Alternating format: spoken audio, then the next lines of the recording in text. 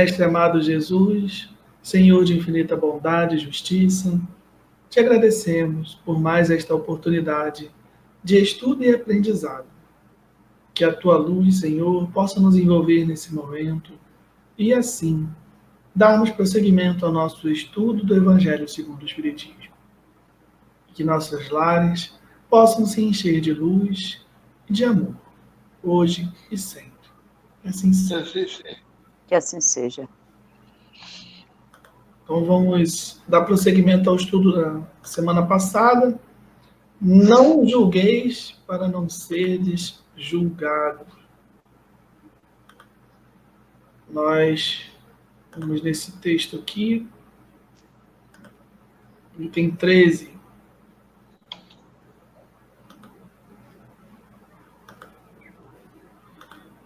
Atire.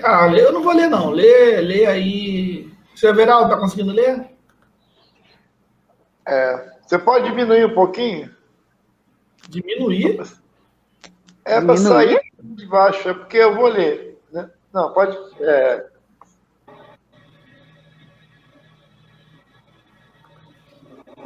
Tô ruim? Agora saiu tudo. O meu tá aqui na tela. Não, o meu não dá, não. Só tô vendo a reset agora na tela grande.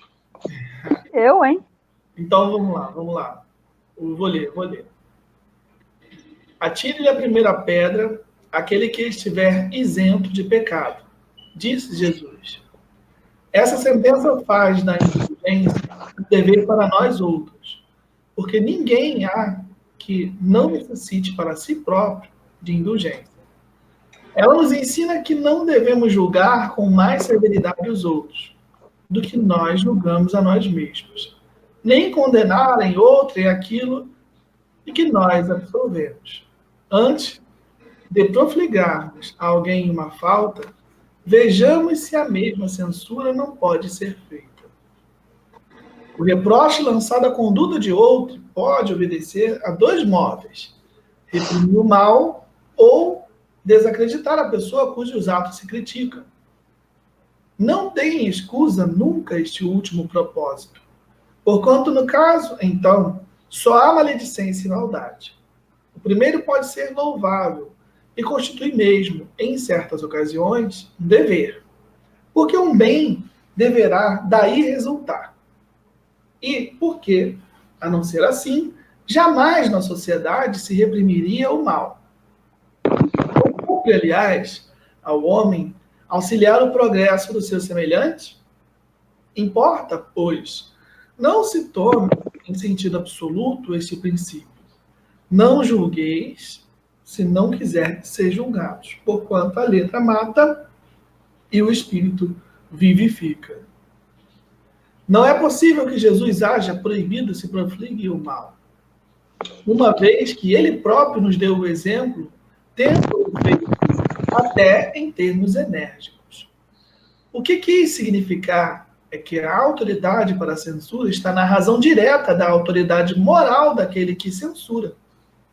Tornar-se alguém culpado daquilo que condena noutrem é abdicar dessa autoridade, é privar-se do direito de repressão. A consciência íntima, ao demais, nega respeito e submissão voluntária àquele que, investido de um poder qualquer, viola as leis e os princípios de cuja aplicação lhe cabe o encargo.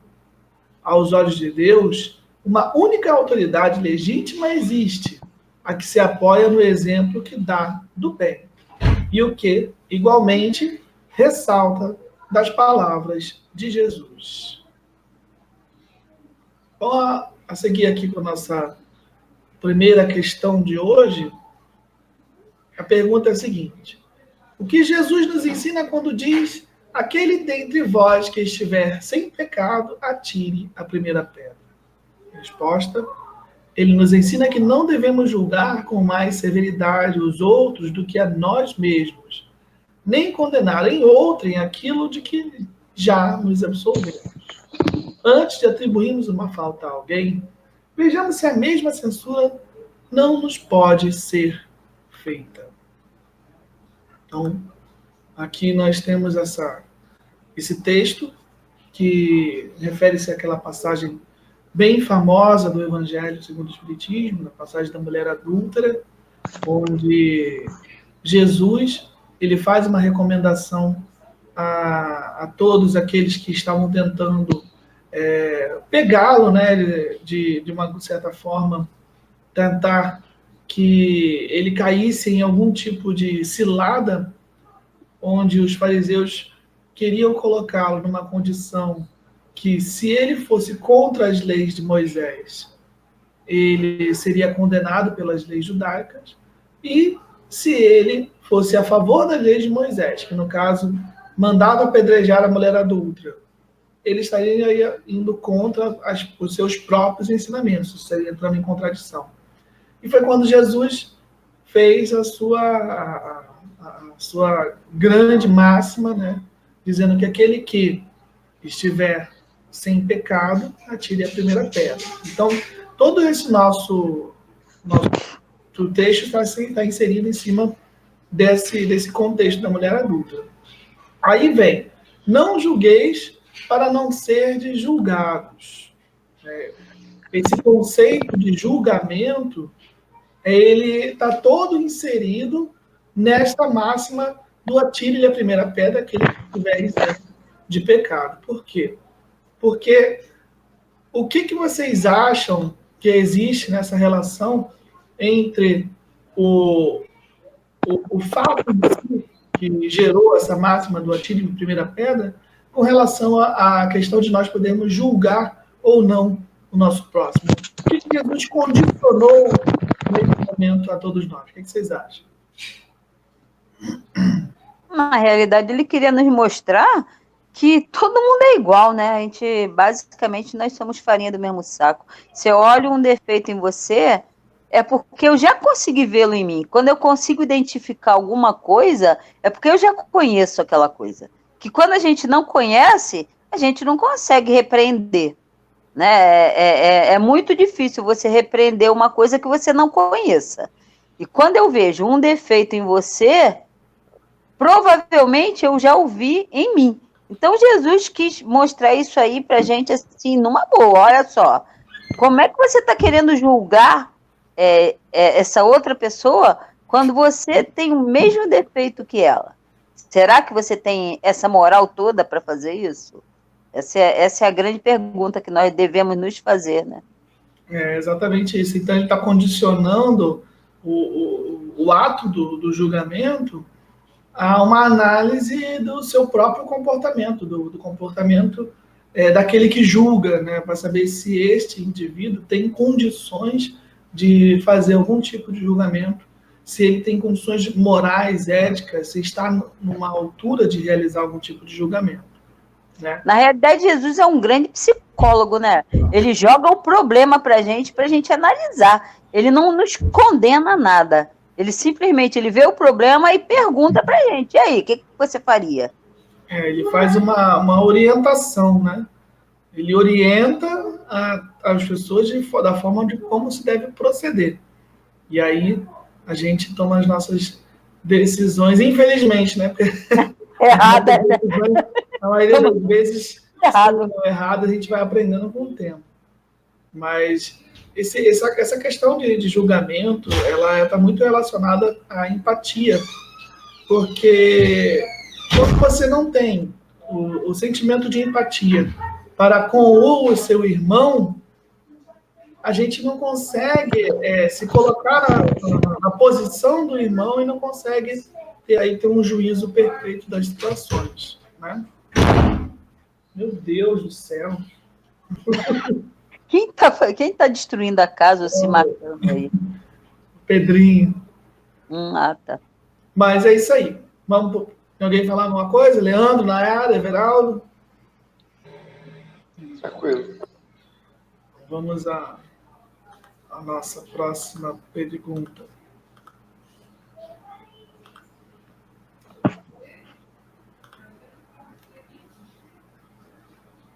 Ai. Aqui travou.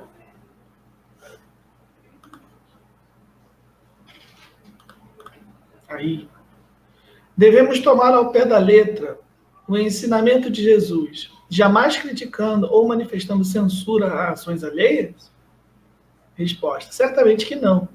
Haverá ocasiões em nossa vida em que a crítica às ações alheias será necessária, sob pena de estarmos, com o nosso silêncio e a nossa omissão, contribuindo para prejudicar a outrem, disseminando mal entre as pessoas ou retardando o progresso do próximo. Reprovar a conduta perversa de alguém constitui, em certas ocasiões, um dever, porque um bem deverá daí resultar, e porque, a não ser assim, jamais na sociedade se reprimiria o mal. Essa questão ela é muito interessante porque ela nos alerta sobre a questão do julgamento. Jesus, em nenhum momento, ele impossibilitou aqueles que estavam ali querendo tacar a pedra na mulher adulta de efetuar o julgamento. Ele não disse assim, julgar é algo que não se deve fazer. Não, ele não fez isso. Ele condicionou o julgamento a um outro fator. E este outro fator é o fator moral, é o fator ético. Então, aquele que deve praticar o julgamento, ele precisa, antes de qualquer coisa, fazer uma autoavaliação, uma autoanálise, para saber se tem condições de fazer o julgamento. E aí, essa próxima questão é a seguinte, olha, em que momento a gente precisa fazer, se nós devemos realmente jamais criticar, é isso que nós temos que fazer, as coisas não devem ser levadas tão ao pé da letra assim. O exemplo de Jesus mostra isso. Então, como a resposta coloca, haverá algumas ocasiões em que a própria vida nos mostra que a crítica ela é benéfica. Ela está para auxiliar, para instruir, para amparar.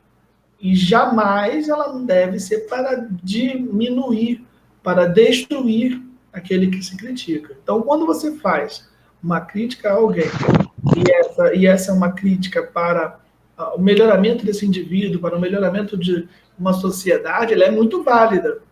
O que não deve ser feito também à torto e à direito, sem analisar as suas próprias condições, para saber se você tem condições realmente de fazer essa avaliação do outro, né, do próximo.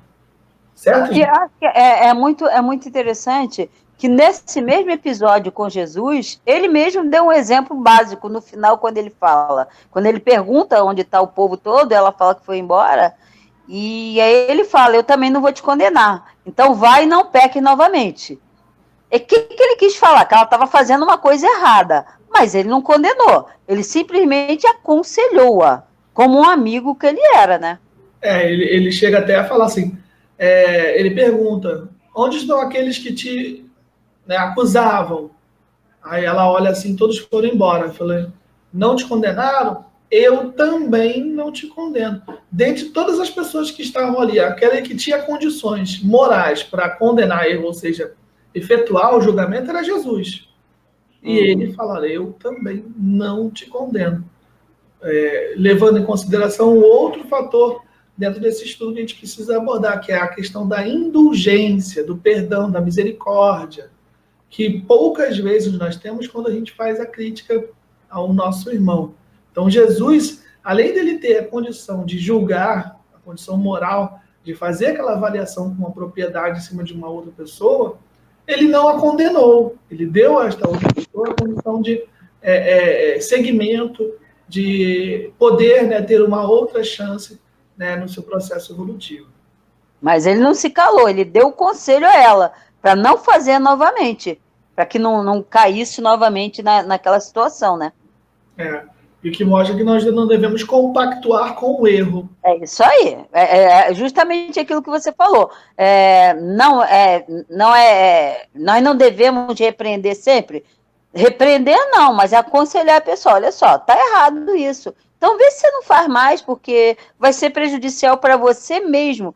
Que na realidade a grande maioria dos nossos erros abatem muito mais a nós do que a outrem. Né? Esse erro sobrecai muito mais sobre as nossas cabeças, a grande maioria das vezes, do que na cabeça das outras pessoas, né? É isso aí. Eu acho que há uma situação muito interessante nessa colocação, né, enquanto diz que foi colocado, ele colocou a questão assim, na explicação, que há momentos em que nós precisamos chamar atenção, julgar. Exemplo, né, se nós somos responsáveis por algum trabalho, desenvolvimento de alguma coisa, e nós temos pessoas, outros, né, que trabalham sob a supervisão dessa pessoa e cometem erros, falhas no trabalho, ou não estão atendendo corretamente, ou fazendo aquilo como deveria ser feito, é lógico que há necessidade da corrigenda, né, de chamar a atenção, de corrigir, de julgar o trabalho dele com relação ao outro. Só que eu entendo que esse chamamento, né, vamos dizer assim, de atenção, ou chamando para que faça a coisa correta, há de ser feito com justiça, né, com amor, educação, vamos dizer, não, pelo menos, né? Não é que ignorância, né? Seu animal, seu burro, sei lá, né? De uma forma grosseira, porque aí nós estamos ofendendo o nosso irmão e não estamos ajudando a evolução dele, nem a nossa, principalmente, né? Assim, não está ajudando a evolução dele para fazer o trabalho ou aquela tarefa de acordo, e não estamos evoluindo em nada. Então, eu estou chamando a atenção disso, porque às vezes a gente diz, nós devemos deixar que cada um tenha o seu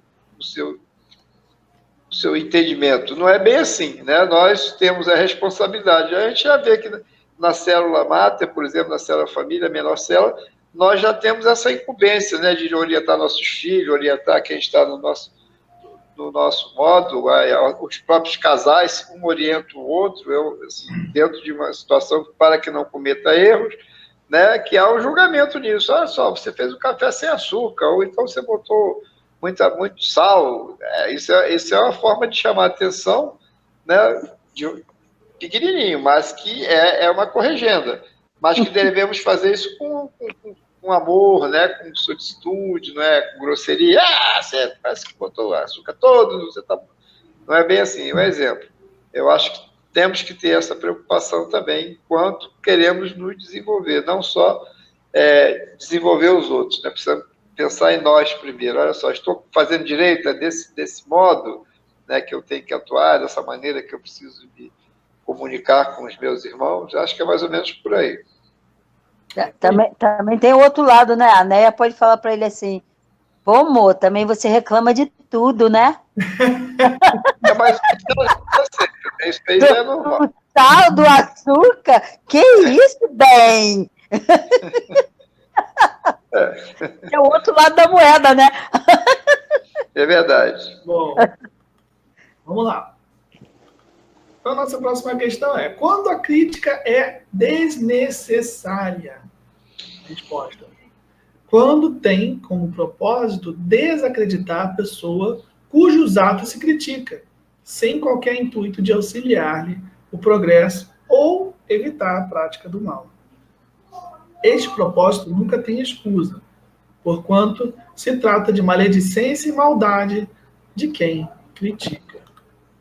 Então, aqui é justamente o móvel, né, dessa recomendação: não julgueis para não seres julgados. Então, por que existe essa recomendação, não julgueis para não seres julgados? Porque todo aquele que pratica o julgamento com esse intuito de escarnecer, né, e de desacreditar a pessoa cujos atos você está criticando, ela tem, de certa forma, a pessoa está assumindo um débito, né, no seu processo evolutivo, porque com a mesma medida que você julga o seu irmão, você também será medido pela própria providência divina, ou seja, a sua própria existência, né, os acontecimentos da sua vida vão lhe mostrar os caminhos que você precisa ter para seguir num processo de correção. E esse processo ele é muito, muito interessante, porque às vezes nós passamos por esses processos de correção pelo caminho, né, da nossa existência, caminho da nossa vida, e a gente não percebe. Então, às vezes, situações que acontecem conosco, acontecem conosco agora, a gente reclama, a gente sofre, mas às vezes foram situações que nós fomentamos, que nós favorecemos que acontecessem com outros irmãos nossos e a gente não percebe. Então, assim, o mundo dá voltas e justamente por o mundo dar voltas a gente acaba se encontrando nas mesmas situações invertidas, né? Então, às vezes, quando a gente critica o procedimento de alguém, a postura de alguém, sem compreender as condições que esse alguém possui para tomar determinada atitude, quando, mesmo sendo errado, a gente não age com indulgência, o mundo dá voltas, às vezes a gente vai ser levado em determinada circunstância para acabar praticando as mesmas injustiças, os mesmos erros, e a gente não percebe como somos nós a realizar os erros, né? A gente sempre percebe quando são os outros a realizar o erro, certo? O mundo está rodando tão rápido que não está se esperando muito para... Antigamente dizia que vinha cavalo o castigo, né? Na realidade não é castigo, é a corrigenda. Está sendo tudo muito rápido hoje em dia. Você faz hoje aqui e daqui a pouco você já está passando, de repente, por uma mesma situação ou alguma coisa bem parecida. Porque a gente parece que torce que uma pessoa que a gente não goste faça alguma coisa errada, a gente fala, tá vendo? Tá vendo? Eu sabia que ia fazer isso. Né? Então, se você sabia, por que não preveniu a pessoa para não fazer? Seria bastante misericordioso isso, né? Mas, infelizmente, a gente ainda é muito humano diante dessas coisas, né? É verdade. Bom, vamos ao nosso último slide de hoje, do nosso estudo, que é a conclusão. Ele fala o seguinte: antes de atribuir a alguém uma falta, vejamos se a mesma censura não nos pode ser feita. Antes de julgar alguém com severidade, procuremos ser tão indulgentes para com ele quanto seríamos para conosco. Então, esse processo, nessa conclusão, a gente acaba revendo, né, todo o nosso estudo, tanto dessa noite quanto da semana passada, sobre a nossa postura, né, de crítica, de apontar o erro do outro, de fazer julgamentos precipitados, porque a gente é muito precipitado. Está aí a questão das fake news, que está na moda, que nada mais é do que mentira. A fake news é algo novo, mas a mentira ela existe desde quando o homem começou a andar. Desde que o homem entendeu, né? Então, assim, a mentira está aí, ela sempre foi algo ruim.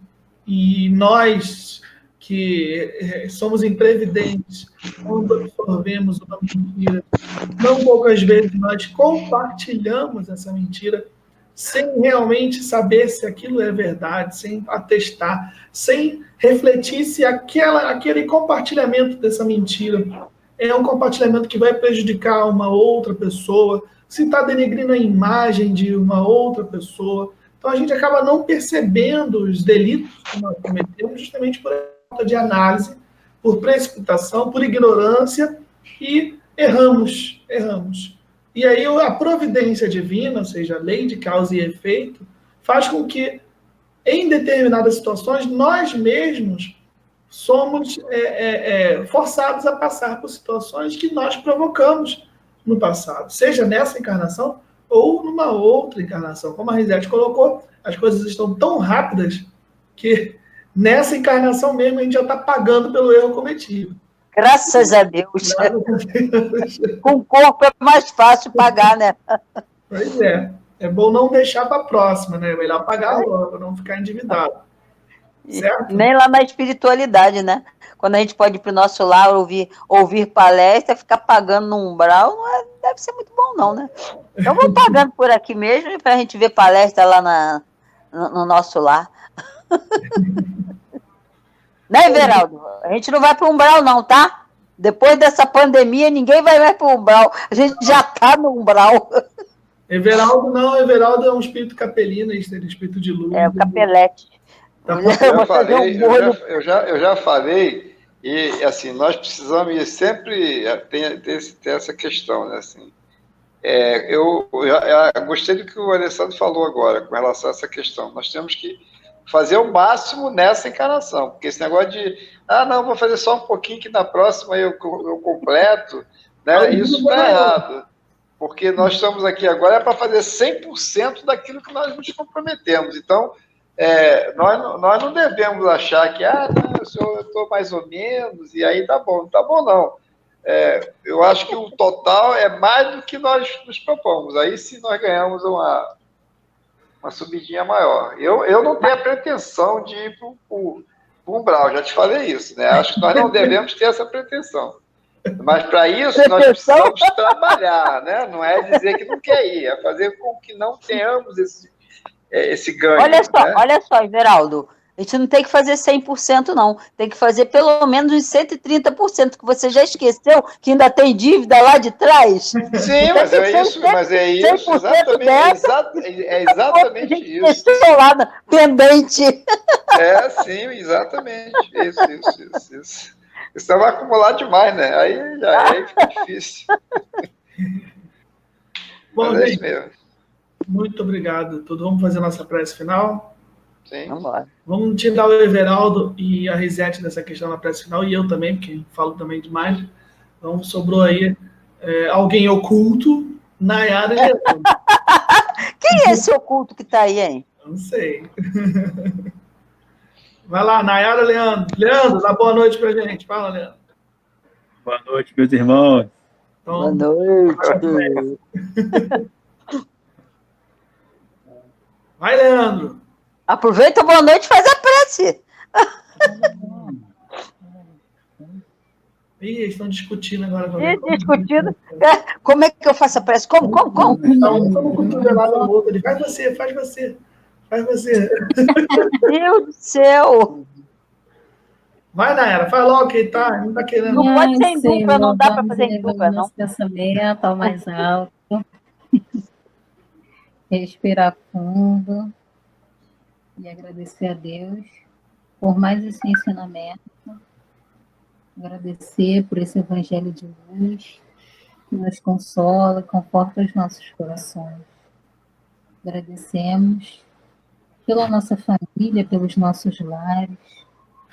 Também pedimos por todos os nossos irmãos que estão enfermos, passando dificuldade. Que toda essa vibração de paz, de amor e de luz possa ser redirecionada a cada um deles. Pedimos, Senhor, que fique conosco por hoje, por todos sempre. Que assim seja, graças a Deus. Que assim seja. Graças a Deus. Bom, meus irmãos, tenham uma boa noite. Boa noite. Fiquem na paz.